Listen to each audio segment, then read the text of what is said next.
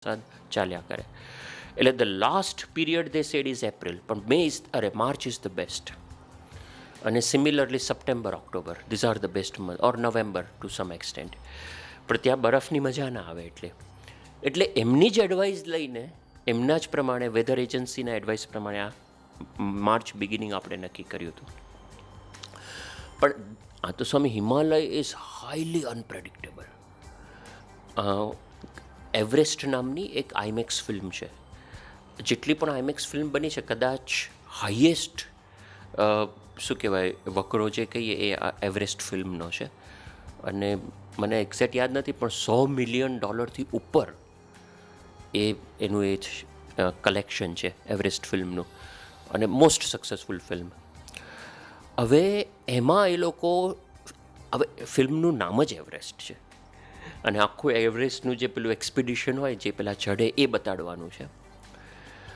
તો એ લોકો 3 મહિના સુધી પડ્યા રહ્યા એવરેસ્ટની આજુબાજુના રિજિયનમાં, અને ત્યાં શૂટિંગ કરવા માટે. પણ 3 મહિનામાં એ લોકોને માંડ 50 કે 60% શૂટિંગ થયું. અને એ પણ પેલું એવરેસ્ટના પેલા મેજર જે શોટ્સ હોય ને. અને પછી થાકી ગયા કે હારું, અહીંયા એટલું બધું અનપ્રેડિક્ટેબલ. શૂટિંગ નક્કી કર્યું હોય, ત્યાં જાય તો વાદળા આવી જાય, પછી બીજે દિવસે નક્કી કર્યું હોય તો કંઈક પેલું થઈ જાય. એટલા બધા પ્રશ્નો આવે, વરસાદ પડે, આ છે તે છે, હાઈલી અનપ્રેડિક્ટેબલ નેચર. એટલે પછી કંટાળીને એ લોકોએ બાકીનું શૂટિંગ નોર્ધન કેલિફોર્નિયામાં પૂરું કર્યું. ત્યાંની જે સીઝન છે, જે એવરેસ્ટમાં શોટ છે ને, અડધા શોટ નોર્ધન કેલિફોર્નિયાના છે. અને આમ જે મુખ્ય એવરેસ્ટ જે દેખાય ને એ જ આ છે, બાકી બધું પેલી જગ્યાએ શોટ છે.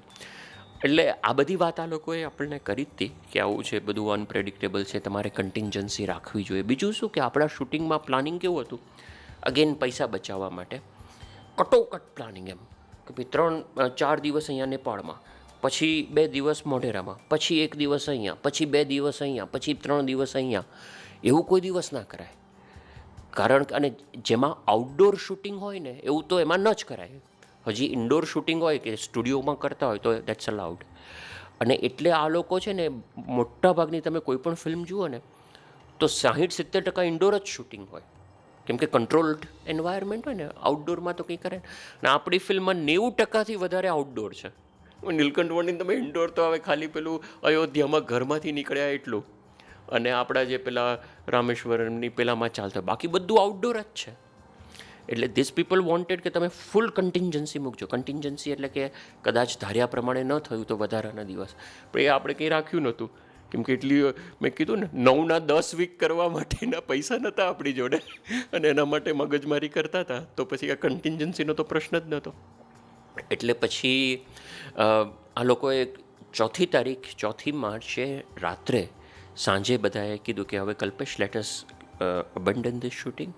આપણે પાછા ઇન્ડિયા જતા રહીએ, ત્યાં જે કંઈ કરવાનું છે એ શરૂ કરીએ, અને હવે પછી જોઈશું આનું પાછો બીજા ફેઝમાં સપ્ટેમ્બર કે ઓક્ટોબરમાં કરશું. પણ પ્રશ્ન એ તો કે પૈસા, Swami. This was a very expensive, one of the most expensive shoot. કારણ કે આપણે 3 હેલિકોપ્ટર ભાડે કર્યા હતા.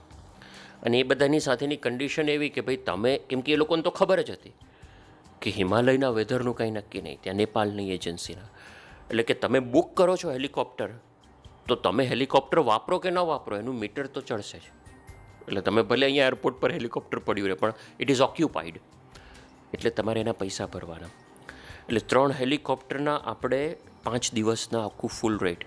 આ બધાને ત્યાં આપણે આખું ક્રૂ લઈ ગયા, એના હોટલના ભાડા, નેપાળના આવવા જવાના ભાડા. પછી ત્યાં આગળ આજે મેં કીધું ને કે કેમેરો છે ને હેલિકોપ્ટરની બહાર લટકતો હોય, તો એ લટકાવવા માટે, અને એમાં પછી પેલા હેલિકોપ્ટરનું વાઇબ્રેશન ના આવે એના માટે આખું જાયરો માઉન્ટ આવે. એ જાયરો માઉન્ટ અને એને પાછો ઓપરેટ કરનારો માણસ આવે. એ જાયરો માઉન્ટ ઇંગ્લેન્ડથી આવેલું, specially just for this 4 days. અને એને ઓપરેટ કરનારો જેરેમી કે એવો કોઈક માણસ લંડનથી આવેલો, અને બહુ જ એક્સપર્ટ હતો એ માણસ. હવે એ બંનેનું એટલું બધું ભાડું હતું કે લિટરલી જે આપણે જરૂર હતી એને આગલે દિવસે મંગાવ્યું. અને ભાઈ આજે સાંજે 5 વાગે શૂટિંગ પતે છે ને, તો તમે રાતની 10 વાગ્યાની ફ્લાઇટમાં પાછા ઇંગ્લેન્ડ જતા રહો. કેમ કે આપણને એટલે લિટરલી એટલું એક્સપેન્સિવ આ બધા ઇક્વિપમેન્ટ્સ હતા. એટલે આટલો બધો આપણે ખર્ચો, આટલું બધું કરેલું, અને આ શૂટિંગની શરૂઆત, અને પ્રથમ ગ્રાસે મક્ષિકા જેવું થયું ને, અને આમ બધું આમ અહીંયા તો એટલું બધું હાઈપ હતું કે ઓહો નીલકંઠ વર્ણિનું હિમાલયનું શૂટિંગ ને સર્વોપરી થાય ને અહીંયા બધા ધૂન કરે ને બાપાએ એટલા આશીર્વાદ આપેલા અને વિલા મોઢે પાછા આવવાનું. એટલે આમ એટલી કફોડી પરિસ્થિતિ કે it was I was under severe stress કે હારું શું કરવું. એટલે અને આ લોકોએ તો બધાએ કીધું કે હવે તું કેન્સલ કર અને આપણે જઈએ છે પાછા. અને મેં બાપાને ફોન કર્યો, બધું સ્વામી આ લોકો બધા જ કહે છે કે હવે કેન્સલ કરીને પાછા જઈએ અને પ્રેક્ટિકલી એ જ ઓપ્શન છે, બીજો કોઈ ઓપ્શન નથી. બાપા કે કેન્સલ શેનું કરવાનું? મેં કીધું ને કે કાલે ચડતા સૂરજે શૂટિંગ શરૂ કરવાનું છે, આપણે 5મી તારીખે આવતીકાલે શૂટિંગ શરૂ કરવાનું છે. પણ મેં કીધું શું શૂટિંગ કરવાનું? અમે આજે આખો દિવસ એરપોર્ટ બેઠા રહ્યા, હેલિકોપ્ટર ઉપડ્યું નથી. કાલનું વેધર ફોરકાસ્ટ એ જ છે, વાદળ વરસાદ. અને ધારો કે થોડાક વરસાદ ના પડ્યો અને થોડાક વાદળો છૂટા થયા તો પણ જવાનું ક્યાં?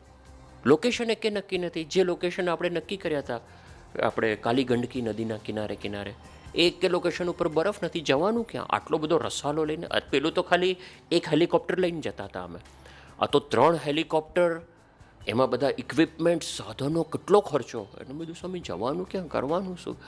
તો કે તું વિશ્વાસ રાખ, આ નીલકંઠ વર્ણિનું આપણે કાર્ય કરીએ છીએ, મહારાજનું કાર્ય કરે છે, નીલકંઠ વર્ણિ સાક્ષાત પ્રવેશ કરશે અને કામ થશે, તું વિશ્વાસ રાખ. એટલે પછી બાપા તો ફોર્મ, કાલે સવારે શૂટિંગ 5 વાગે શરૂ કરવાનું જ છે. એટલે Swami it is really beyond our any rational imagination or thought કે કોઈ હિસાબે શકે ને. આમ practically we are facing this situation. Weather agency ના પાડે છે, આ બધા ના પાડે છે, પ્રેક્ટિકલી શક્ય જ નથી. પણ હાઉ ડુ વી સ્ટાર્ટ? સ્વામી કે ના, વિશ્વાસ રાખો, કરવાનું છે. એટલે વળી પાછો હું ગયો આ લોકોની સાથે, અને મારું છે ને સખત પેલું સેન્ડવિચ થાય કેમ કે આ બધાને જઈને હું વાત શું કરું? આ મારાથી એવું ના કહેવાય કે પ્રમુખ સ્વામી કીધું છે, નહીંતર સ્વામીનું પેલું લાગે. એટલે હું એમ કહું કે ભાઈ મારે જરૂર પડે તો પછી છેલ્લે તો એ જ થતું કે પ્રમુખ સ્વામી કીધું છે, જેમ પેલામાં થયું ને કે બાપાએ કીધું છે. પણ બને ત્યાં સુધી આમ શું કહેવાય, કેમ કે આ બધા છે ને ફ્રસ્ટ્રેટ થઈ ગયેલા કે તમે અમારો ટાઈમ વેસ્ટ કરો છો, તમારો કન્ટિન્જન્સીનો પ્રોબ્લેમ છે, તમારા આ પ્રશ્ન છે, તમારું ઠેકાણું નથી ને. એમાં પાછું એવું હતું કે ઓરિજિનલ પ્રોડક્શન એ લોકો કરવાના હતા, પણ આપણને પોસાય એવું નહોતું, એટલે આપણે બધું હાથમાં લીધેલું.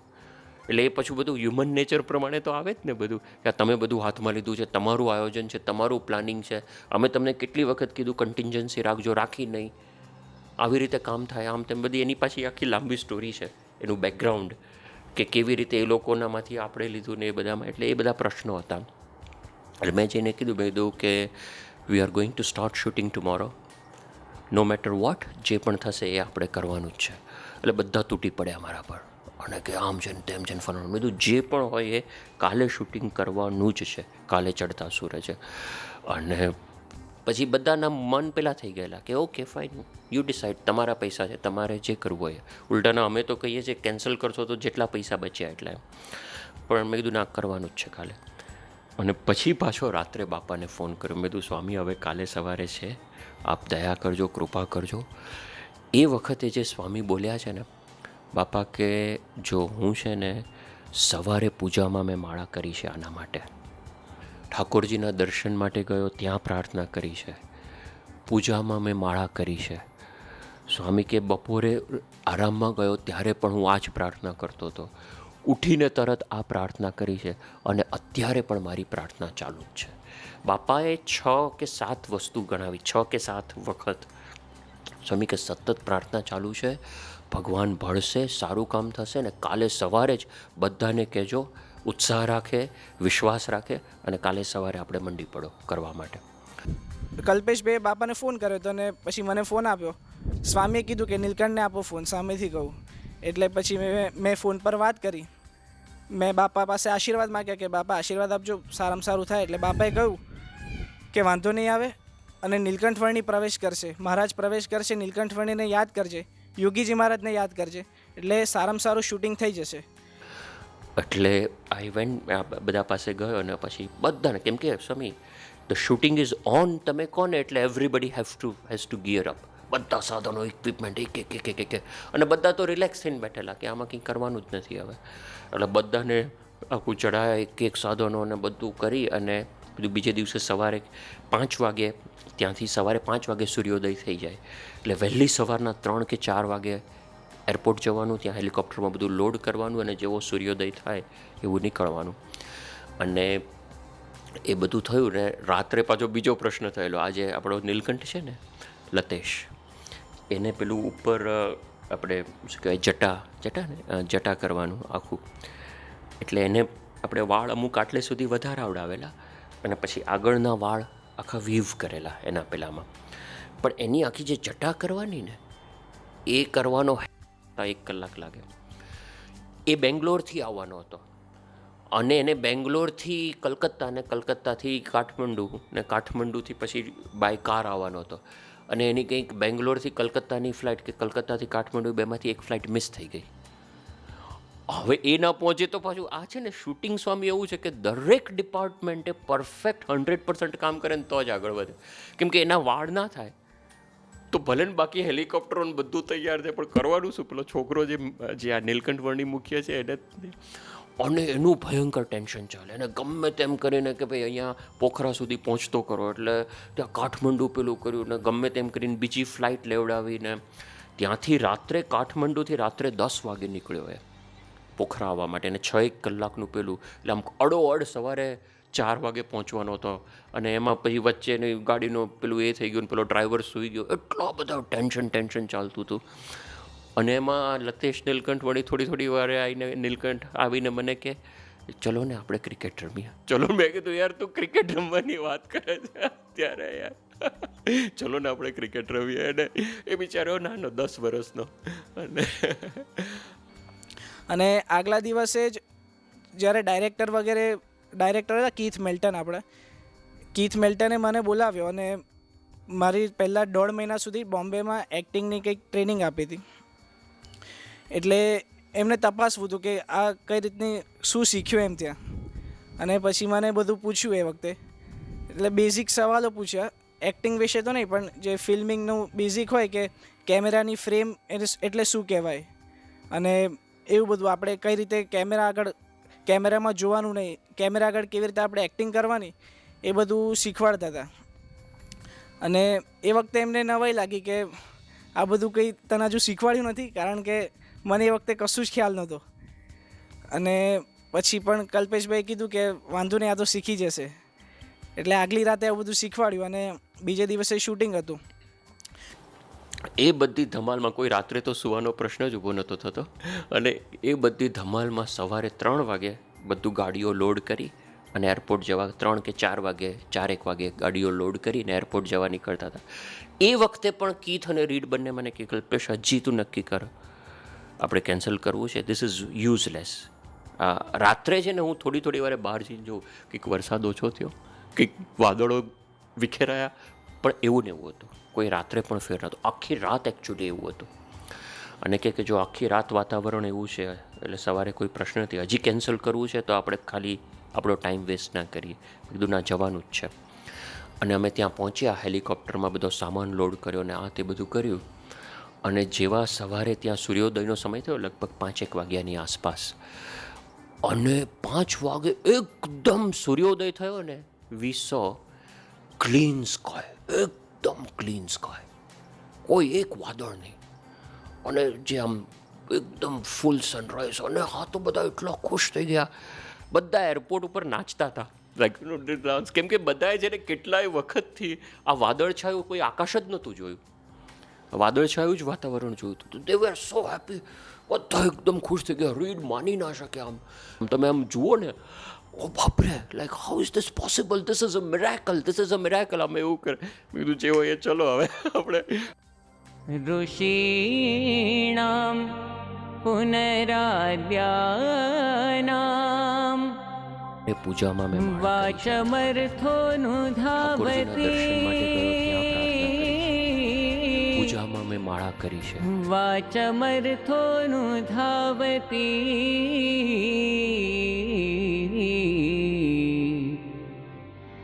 वाचमर्थोऽनुधावति.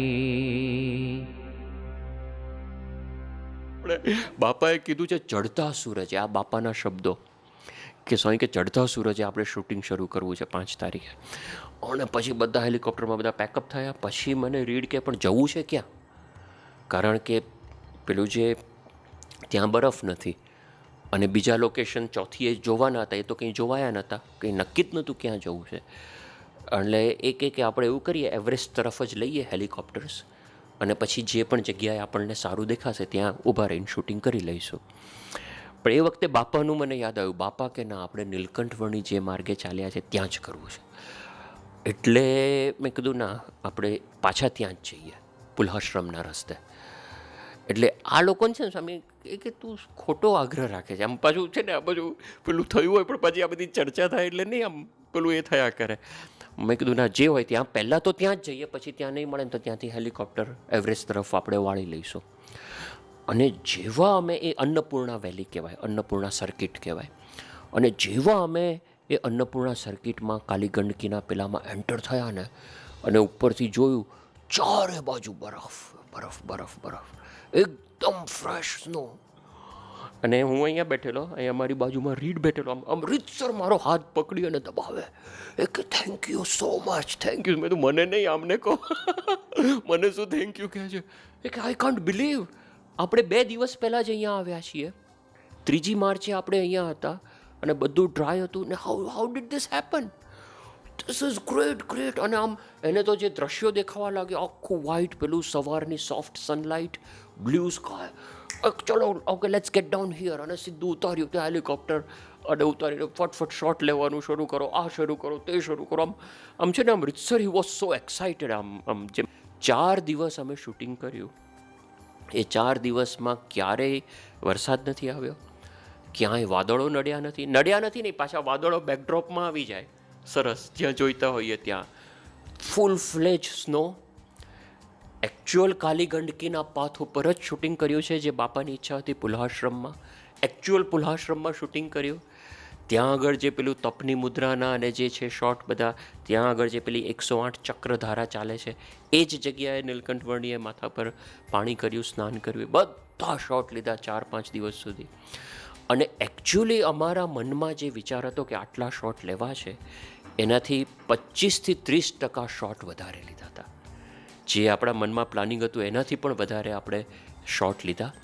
અને પછી તો ટાઈમ વધ્યો ઉલટાનો, એટલે બીજા ફિલ્ડમાં એક્સ્ટ્રા શોટ્સ લેવા નીકળ્યા. એટલે કેટલા બધા, કેમ કે અમારે જે 4 દિવસમાં હતું આખું પ્લાનિંગ શૂટિંગ કરવાનું, એમાંય ટાઈમ વધ્યો. હવે નાઉ જસ્ટ ઇમેજિન કેટલું વસ્તુ સ્વામી બાપાએ સાનુકૂળ કરી આપી. મેં પેલી એવરેસ્ટ ફિલ્મની વાત કરી કે એ લોકો 2-3 મહિના પડ્યા રહ્યા હતા તો પણ એ લોકોને જે જોઈતા હતા એટલા ઇનફ શોટ નહોતા મળ્યા, જે અમને માત્ર 4 કે 5 દિવસમાં મળે. આમ એક વસ્તુ જે આપણે જોઈએ, વેધર એજન્સી દે સેડ કે હજી 10 દિવસ આવું જ રહેવાનું છે, બીજે જ દિવસે ક્લિયર. અને લિટરલી સ્વામી 4 માર્ચે રાત્રે હું છે ને આમ 15 મિનિટે બહાર જાઉં કે કંઈ ક્લિયર થયું, કંઈ ક્લિયર થયું, કંઈ ક્લિયર થયું, કશું જ નહીં. અને એવું ને એવું. અને પછી એટલે હું નીકળતા હતા ને અમે, ત્યારે મારા મનમાં આમ, ભલે આમ આપણને બાપા ઉપર વિશ્વાસ છે કે થશે, પણ મને કે એવો એટલો વિશ્વાસ આવું થશે એવી કલ્પના હતી. આમ અંદરથી તો આપણને એમ થાય ને કે બરાબર છે, બાપાએ કીધું પણ હવે પછી જેવી ભગવાનની ઈચ્છા. એમ આપણે પાછું આમ, એટલે આમ વિશ્વાસ એવું નહોતું કે આવું થશે, એવું તો મનમાં કલ્પના જ નથી કે ભાઈ બાપાનું વચન છે એટલે આપણે કરવાનું, પછી જે થાય એમ. એવી રીતે અમે નીકળ્યા હતા. સવારે પણ આ લોકોએ કીધું કે કેન્સલ કરજો, હજી વાદળા છે, હજી આ વરસાદ પડે છે. ચાલુ વરસાદના છાંટણામાં જ અમે નીકળ્યા હતા.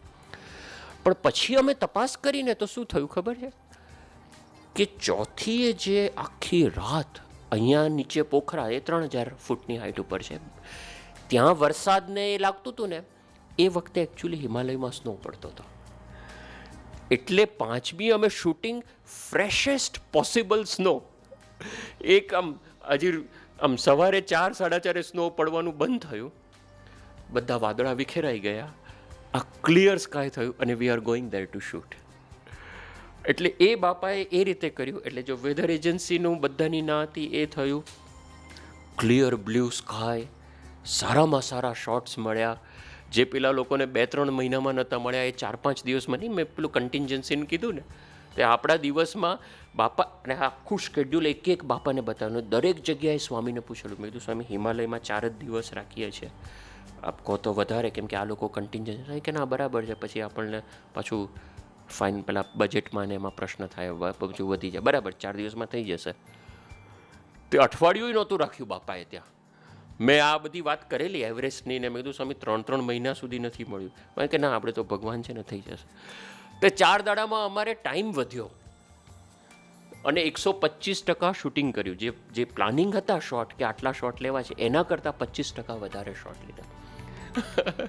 એટલે બધી જ રીતે તમે જુઓ તો જે સ્વામી બોલ્યા છે ને એક્ઝેક્ટલી એ જ રીતે એમ જ અગેન્સ્ટ ઓલ ઓડ્સ એ થયેલું છે.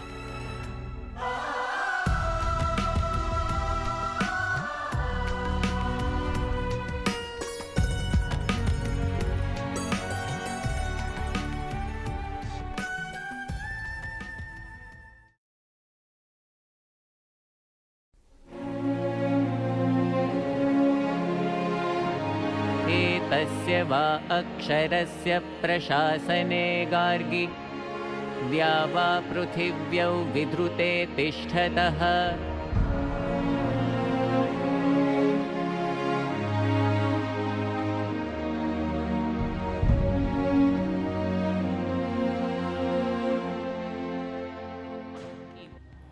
આખું અમે પહેલાં વેલીનું સર્વે કર્યું ઉપરથી હેલિકોપ્ટરથી કે કઈ રીતે ક્યાં શોટ નક્કી કરવા છે. અને હવે તો બધું ફટાફટ નક્કી કરવાનું હતું, એટલે આમ લોકેશન નક્કી હતા. પછી એમાંથી એક નક્કી કર્યું કે જે પેલું ધવલગીરીનો બેઝ ગ્રાઉન્ડ જેવું આખું છે અને છેક સુધી બરફ અને આખો ધવલગીરી શરૂ થાય એટલે પાછળ એ દેખાય અને એના પેલા ગ્રાઉન્ડમાં આપણે પહેલો શોટ લઈએ. એટલે લગભગ 8 કે 10,000 ફૂટ જેટલું હશે ત્યાં આગળ આપણે પહેલો શોટ લઈએ. પણ ત્યાં છે ને લેન્ડિંગ કરવા માટેનું પેલું એ નહોતું, ઇવન આપણને પેલું ઇવન એટલી સરફેસ મળતી નથી. એટલે પેલો થોડા હેલિકોપ્ટરના ચક્કર માર કરે અને ત્યાર પછી આપણે ત્યાં લેન્ડિંગ કરવાનું હતું. તે એ જગ્યા શોધતા હતા આપણે. અને ત્યાં હેલિકોપ્ટર એ પેલા એ કીધું કે ઓકે હવે હું લેન્ડિંગ કરું છું આ જગ્યાએ.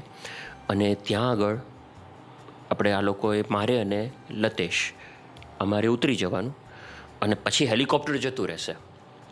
કારણ કે પછી એકદમ વાઇડ શોટ હતો અને પેલો એકલો ચાલતો હોય એવી રીતનો આખો શોટ હતો. અને અમે ઉતર્યા ત્યાં આગળ અને પછી પહેલો શોટ શરૂ કરવાનો હતો અને પેલું હેલિકોપ્ટર જતું રહ્યું. હવે આખી એ પરિસ્થિતિ કેવી, સામે આટલો મોટો 26,000 ફૂટ ઊંચો ધવલગીરી, કિલોમીટરો સુધી બરફનું આખું મેદાન, આમ આખું ઉપર જતું હોય ને એવી રીતનું મેદાન અને ચારે બાજુ પવનના સુસવાટા. અને એમાં નીલકંઠ અને હું અમે બે ત્યાં ઊભા હતા અને મારા હાથમાં રેડિયો હતો, એટલે પેલું વોકી ટોકી જેવું. અને આ લોકો શોટ એવી રીતે હતો કે આ નીલકંઠ વણી છે એને લતેશ છે એ આ એ પોઈન્ટથી પોઈન્ટ નક્કી કર્યા હતા, ત્યાંથી એને ચાલતા ચાલતા બી પોઈન્ટ સુધી જવાનું અને પાછળથી પેલું જે કેમેરાવાળું હેલિકોપ્ટર આવે અને એના માથા પરથી પસાર થઈ અને આવી રીતે જતું રહે એવો શોટ હતો. અને એ જે શોટ લેવાનો હતો ને એટલે એ જ્યારે મને કહે કે ઓકે નાઉ દેટ કે હેલિકોપ્ટર હવે અપ્રોચ કરી રહ્યું છે, એટલે આને આપણે ઓવરકોટ પહેરાવેલો, નીચે નીલકંઠ વર્ણીની જેમ જ પેલું ને કૌપિનને એ જ શરીર ઉપર ખુલ્લું આખું ઓવરકોટ પહેરાવેલો. એટલે ઓવરકોટને બધું લઈ લેવાનું, જેકેટને ઓવરકોટને બધું, અને એ બધું લઈ અને મારે ભાગી જવાનું દૂર બને એટલા 100થી વધારે મીટર દૂર, so that I am not in the frame. અને પછી હું એને બૂમ પાડીને કહું કે ઓકે નાઉ સ્ટાર્ટ વોકિંગ. એટલે જે પેલું હેલિકોપ્ટર અપ્રોચ કરે ને એ લોકો મને સિગ્નલ આપે અને હું નીલકંઠને કહું કે સ્ટાર્ટ વોકિંગ, એટલે હી સ્ટાર્ટ્સ વોકિંગ ને એના માથેથી જતું રહે. હવે એટલી બધી ઠંડી હતી ત્યાં, આખું આ બધું મેં તો બધા ગ્લવ્સ ને સનગ્લાસીસ ને કેપ ને બધું પહેરેલું હતું.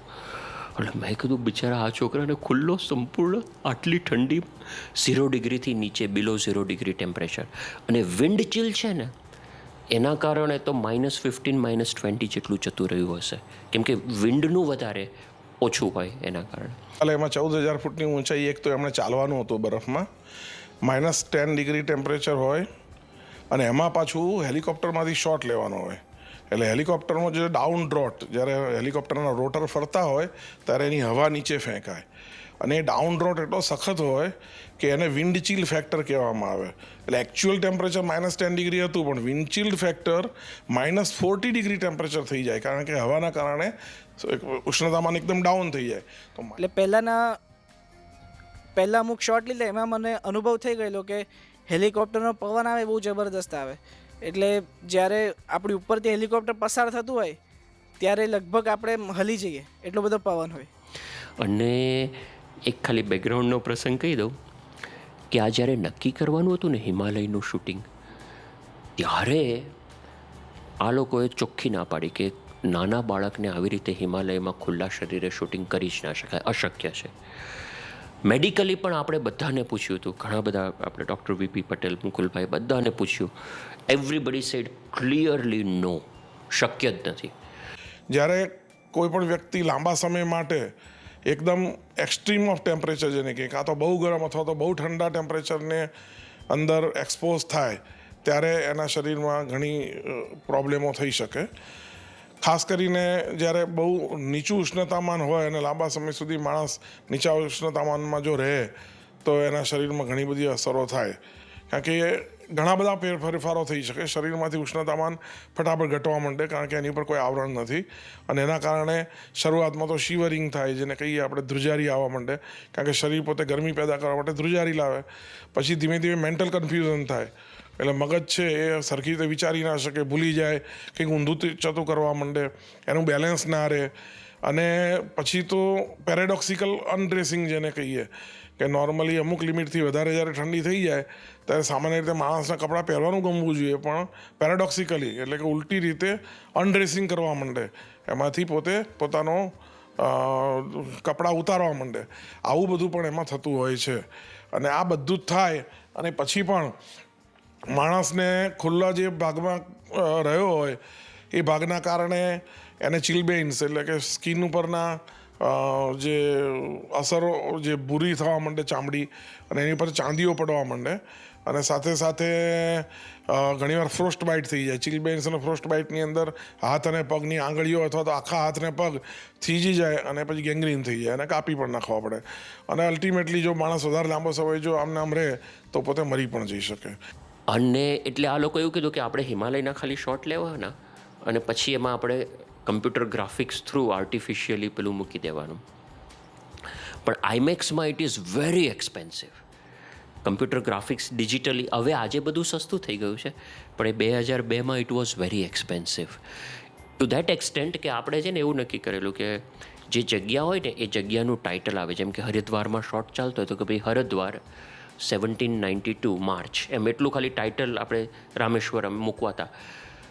પણ